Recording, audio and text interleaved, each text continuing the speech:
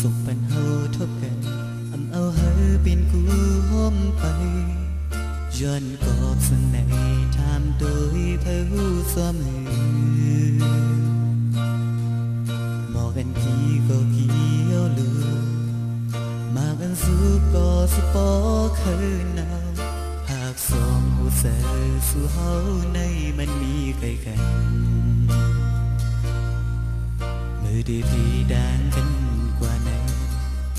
มืออ่านเฮาสองเสมอเธอเคยโทรพันนายุ่งวานงอนสู่หนึ่งกาย้อนเลยหมอกข้อความเมื่อเธอมองให้หูถึงลมหักปีมองว่าใจหักนางล้นอกเธออันจันจังในโจปันเลยเกิดจากในเลยกาโทพันเกิดจากหน้าเฮาโทพักโหมเป็นหอเป็นเฮินตายเป็นสังก็ย้อนเธอขึ้นโทพันเกิน